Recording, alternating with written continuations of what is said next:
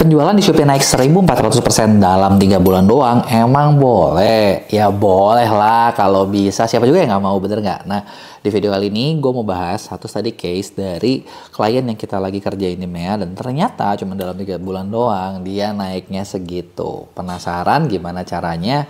Gimana caranya biar bisa kalian tiru juga di bisnis kalian? Sebelum gue mulai, buat kalian baru nonton, jangan lupa buat klik tombol subscribe-nya dan aktifin lonceng notifikasinya ya. Yuk kita mulai. Jadi gini, toko yang kita ambil ini ya sebenarnya toko yang ketika di awal tuh mulai dari kecil gitu ya. Jadi memang bukan tokonya yang awal udah langsung besar, tapi naiknya itu benar-benar growth-nya bagus banget gitu. Karena tokonya apa, jualannya apa. Nah ternyata toko yang satu ini, klien kita ini jualan produk mukena. Yang namanya mukena udah jelas dong, target marketnya adalah perempuan dan khususnya buat ibadah gitu kan. Nah pertama kali pas kita masuk nih, ketika mau ngerjain tokonya mereka tuh udah ngiklan, dan ternyata hasilnya, nah lu lihat sendiri deh. Gimana menurut kalian? Dibilangin jelek? Enggak, gitu kan. Nah, tapi dibilangin tumbuh? Kagak juga. Kenapa? Maksud gue gini, kalau kalian lihat ya datanya ya, ROAS 4,26. Lumayan dong, ROAS 4. Ya nggak tahu sih, buat gue pengen tahu menurut kalian lumayan nggak? Karena kalau ngomongin standar industri ya, standar dari Shopee-nya, ya standar segini standar lah gitu kan. Cuman gue tahu kalau segini terus, ya kalau buat seller katanya kapan untungnya, bener nggak? Meskipun gue gak tahu sih, karena banyak seller juga untung, tapi kan selalu ngakunya gak untung, bener gak? Ya gak? Kasih tau gue di komen lu masuk kategori yang mana nih. Ya. Nah, jadi dilihatnya bisa dibilang dia udah dilihat sama 21.000 sampai 22.000 orang. Terus yang kliknya tuh cuma 900, yang artinya ya dikit juga. Gitu kan, modal iklan 500.000 dapat 16 order. Yang jadi masalah sebenarnya kalau buat gue sih bukan ininya. Lu bayangin ya, ROAS 4,26.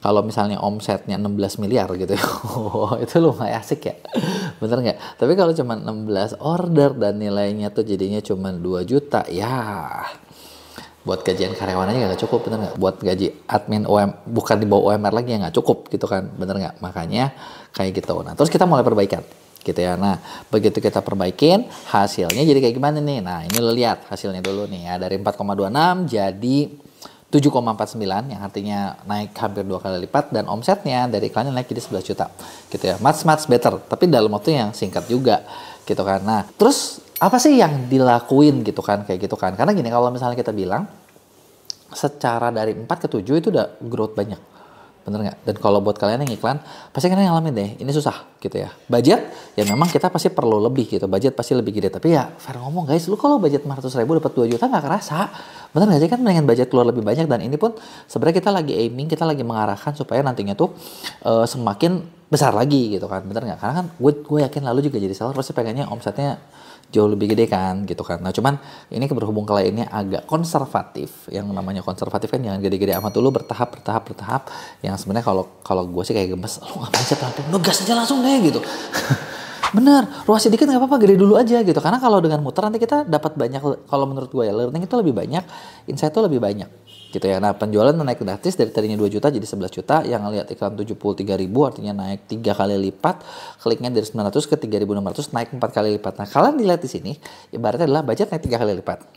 Viewers gitu ya, nih ini di sini nih ya kuncinya nih ya, viewers dari 21.000 jadi 73.000. Budget 3 kali, viewers kurang lebih 3 kali ya. Tapi klik, nah dari 900 ke 3.600, ini lebih dari 4 kali nih. Nah kenapa nih? Nah di sini nih ada matriks-matriks yang kadang orang tuh nggak ngeh. Gini, lo kalau ngomongin budget tuh sebenarnya kalau menurut gue ya bener-bener sekarang tuh kayak cuman yang penting beli traffic. Tapi apakah traffic itu masuk ke toko lo belum tentu. Makanya disinilah pentingnya lo bisa mengoptimize SKU-nya, mengoptimize barangnya. Makanya gue sering ngomong kayak barangnya harus bagus, fotonya harus begini.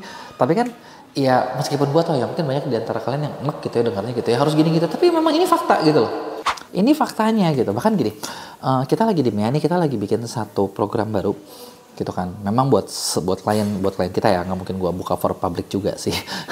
Jadi program baru ini itu tuh kita bener-bener kita lagi pakai beberapa data analitik platform buat bener-bener ngebedah tokonya si klien kita tuh kayak gimana gitu. Kayak kemarin kita udah berhasil di beberapa ini yang kita jadiin pilot project ya, dan ternyata hasilnya bagus. Karena gini, lo sadar gak sih Shopee itu nggak cuma ngomongin lo ngomongin traffic, nggak cuma ngomongin order, tapi banyak. Contoh gini, service lo gimana?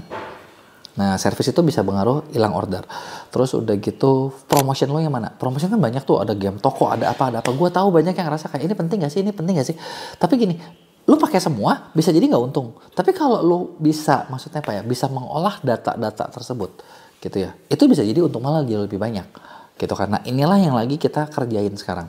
Benar-benar kita lagi bikin gimana caranya supaya setiap klien yang masuk itu, nah mereka kita bisa kasih data itu benar-benar sesuai kebutuhan mereka gitu. Cuman memang pasti ini ya, ini kita masih pilot project. Gue bilang ini begitu udah pakai mungkin kayak di November Desember deh. November Desember klien yang bener-bener memang apa yang kita kerja samanya panjang, kita bakal kasih, karena ini juga memang mahal dan developnya nggak murah gitu, tapi efektivitasnya tinggi gitu ya. Nah lanjut, nah kemudian kan kita mulai nih ketika lagi fase pertumbuhan tuh kita ngeliat gitu kan fase respon pasarnya kayak gimana, ininya seperti apa gitu kan. Dan di bulan kedua, nah ini mulai makin tumbuh. Bulan pertama tadi kalian bisa lihat 11 juta, bulan kedua nah sekarang tuh jadi 22 juta. ROAS-nya maksud gue dari 7,49 ke 7,13 kejaga lah ya. Turun 0, sekian persen kan nggak mungkin lo hitungan banget, bener nggak? Nggak mungkin, pengennya nggak boleh kurang sedikit pun tapi omset tuh kagak naik. Dan yang perlu diingat adalah ROAS ini juga, kalaupun kita bisa ngejaga ROAS-nya tetap bagus terus, tapi ROAS bagus itu biasanya spendnya kecil, duitnya kecil. Dan ibaratnya ya balik tadi lah, gue pengen tanya sama kalian, lo dapet ROAS 100, kalau omsetnya cuma 2 juta itu nggak ada artinya ya. Kalau ROAS-nya cuma 3 tapi omsetnya 10 miliar, gue rasa lebih berarti. Bener nggak? Coba gue kasih tahu gue pendapat kalian, mending yang mana, yang pertama apa yang kedua gitu ya. Kalau gue sih yang kedua gitu ya, jelas. Nah jadi ini growth-nya kita bisa lebih jaga gitu ya. Budgetnya naik lagi nggak? Iya pasti naik juga, tapi kan lo dapat lebih banyak, bener nggak? Dapat lebih banyak nggak bisa komplain dong, bener nggak? Naik lagi, kita lihat mana yang bagusnya, kita scale up terus dan budgetnya tuh bagus lagi. Dan di bulan ketiga, nah bulan ketiga nih, nah ini di sini kita bisa naikin ROAS lebih tinggi. Nah bulan ketiga ROAS itu lebih tinggi, jadi seperti ini, ROASnya di 10,99, omset 34 juta di sini ya. Jadi udah lebih naik lagi. Nah tapi biaya spendnya masih di 3 juta nih. Jadi kayak sellernya udah gue mentok segini, ya udah gitu kan, mentok segini tapi ya hasil memang bisa lebih efektif, lebih besar. Nah bisa nggak growth lagi gitu loh, bisa nggak growth lagi ya, bisa, tentu saja kalau misalnya budgetnya ditambah lagi. Karena menurut gue udah ROAS segitu udah bagus banget, udah tinggi gitu kan. Nah meskipun ada nggak, bisa nggak sih kok misalnya kita apain lagi SKU-nya biar misalnya ROAS-nya jadi 20, jadi 100 dan seterusnya. Iya bisa, tapi effortnya menurut gue tuh nggak worth it. Maksud gue kenapa kayak gitu, karena gini, ketika lo mencoba mau otak-atik gitu ya, kita otak-atik nih, bisa sih konversinya dinaikin lagi, tapi batas konversi itu pasti ada limitnya. Kecuali lo bisa pastiin kayak barang lo tuh nggak mungkin ada orang lain yang ngejual. Nah tapi nggak ada kan barang yang nggak ada orang lain yang nggak ngejual, bener nggak? Setiap barang pasti ada orang lain nih yang udah jualan duluan gitu kan. Nah itu adalah misalnya kayak beberapa insight nih yang bisa lo lihat, yang bisa maksudnya kita ngalamin. Terus apa nih yang dilakuin sebenarnya di MEA biar hasil kayak tadi. Tadi gue sempat ngebahas tentang data gitu ya. Nah yang pasti adalah banyak seller, lo harus lihat, lo harus tahu data lo tuh seperti apa. Lo harus misalnya kayak gini nih, harus ngasih tahu nih kayak dari toko lo kira-kira masalahnya di mana sih? Apakah di produk, apakah di traffic, apakah di service, apakah di konversi, apakah di promotion gitu kan? Apakah lo jangan-jangan kalah bersaing harga atau apa nih gitu. Karena gini, dengan semakin kalian tahu data kalian tahu di mana yang kurang. Dan ketika data itu kita utak-atik, nah disitulah bisa lebih besar. Karena gini, kalau yang gue lihat zaman sekarang ya, semenjak ada GMV Max gitu ya, ini tuh bukan lagi jalanin jualan tuh bukan lagi cuman kayak lo tuh harus ngerti kayak gimana sih cara ngeklik iklannya biar untung gitu. Kagak ada cara ngeklik iklan yang benar. Yang benar adalah lo lihat data lo, kondisi lo seperti apa yang harus dibenerin, apa yang harus dioptimize, itulah yang diperbaiki. Dan ketika lo perbaiki, disitulah lo bisa laku gitu. Ketika itu lo kurang gitu ya, disitulah lo bakal susah laku. Jadi basicnya balik lagi selalu ke situ gitu kan. Nah makanya gue mau tanya nih buat teman-teman yang nonton, siapa yang mau dicekin datanya seperti apa, siapa yang mau dibantuin buat iklan lebih banyak, mungkin lo bisa kontak di link di gue gitu kan. Gue punya program, salah satu program di kita itu adalah gini, kalau lo ngerasa kayak oh nanti kalau kontak harus cobain pakai MEA, enggak kok, nggak apa-apa, nggak butuh. Jujur, karena gimana ya, maksud gue kita nyari seller yang maksudnya kalau misalnya potensial ya, yang mau growth ya. Tapi kalau cuma seller yang kayak mau coba-coba gitu kan ya, mendingan juga kita cari effort kita, waktu kita dipakai buat seller yang bener-bener serius, seller yang memang bener-bener mau ngegas gitu loh, seller yang bener-bener memang mau gede gitu. Karena buat kita itu jauh lebih menguntungkan daripada yang kagok-kagok gitu kan. Kalau lu kagok, mungkin lu bisa coba gini.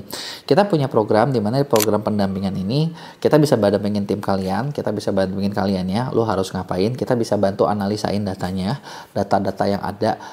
Kita bisa kasih tahu insight apa yang bisa lo lakuin buat di toko kalian, dan di situ biasanya bakal bikin toko kalian lebih berkembang gitu ya. Kalau misalnya mau lebih serius gabung sama kita, tapi yang gue bilang tadi gimana ya, kalau yang nanggung nggak usah deh gitu.